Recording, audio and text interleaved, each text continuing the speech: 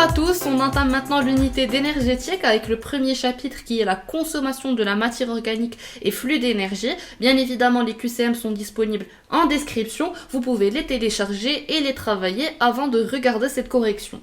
La consommation de matière organique par une cellule correspond à un ensemble de réactions ayant pour finalité principale la production de matière minérale, c'est faux, l'augmentation du volume cellulaire, pas du tout, le stockage durable de l'énergie, c'est faux car c'est tout le contraire. La consommation de la matière organique permet de produire une énergie qui sera utilisée par la cellule pour son fonctionnement, ce qui fait que la proposition correcte est la proposition D. La glycolyse est une voie métabolique strictement mitochondriale, c'est faux, et elle est cytosolique ou encore cytoplasmique, commune à la respiration et à la fermentation, oui, dépendante du dioxygène, c'est faux car la glycolyse n'a pas besoin de dioxygène, productrice directe de CO2, c'est faux car pendant la glycolyse, il n'y a pas de production de CO2.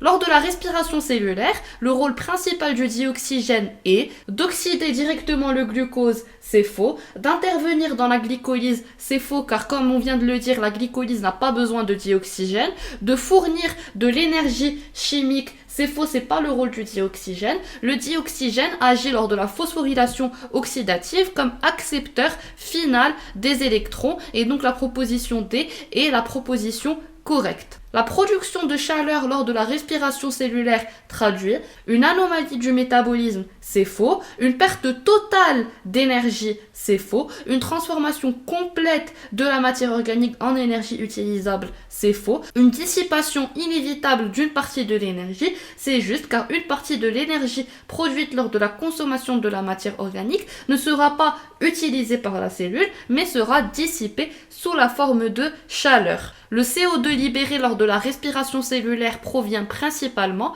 de la glycolyse. C'est faux car la glycolyse ne libère pas de CO2. Les réactions de décarboxylation, c'est juste. De la phosphorylation oxydative, c'est faux. De la fermentation, c'est faux encore une fois. Et donc la proposition correcte est la proposition B. Ce sont les réactions de décarboxylation qui ont principalement lieu lors de la formation de l'acétylcoenzyme A et lors du cycle de Krebs qui permettent la libération de CO2.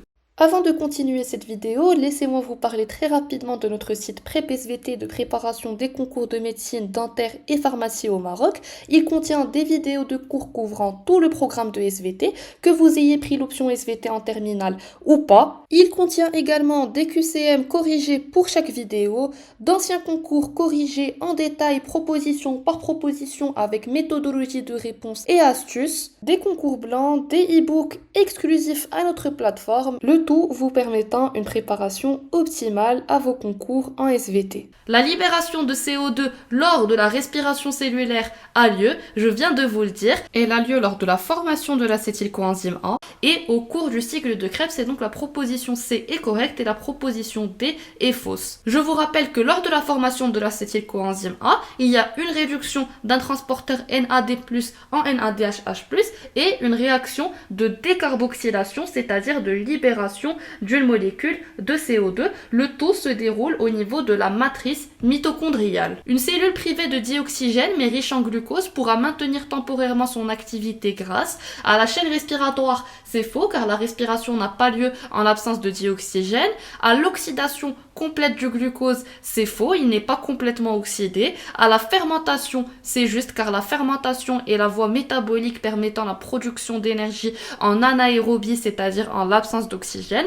Au cycle de Krebs, c'est bien évidemment une proposition fausse car le cycle de Krebs a lieu pendant la respiration. La respiration cellulaire a un rendement énergétique supérieur à celui de la fermentation car elle libère toute l'énergie du glucose sous la forme de chaleur, c'est faux, permet une oxydation incomplète des nutriments, c'est faux, l'oxydation n'est pas incomplète, produit peu d'ATP mais rapidement, c'est faux, elle produit beaucoup d'ATP mais lentement. On a déjà vu ça dans le chapitre portant sur le muscle strié squelettique, permet une oxydation complète de la matière organique, c'est bien évidemment la proposition correcte. La différence essentielle entre la fermentation lactique et la fermentation alcoolique est la quantité d'ATP produite, c'est faux car les deux voies produisent la même quantité d'ATP, la nécessité du dioxygène, c'est faux, les deux voies n'ont pas besoin de dioxygène. La nature des produits finaux formés, c'est juste. Le lieu de déroulement dans la cellule, c'est complètement faux. La fermentation lactique permet de produire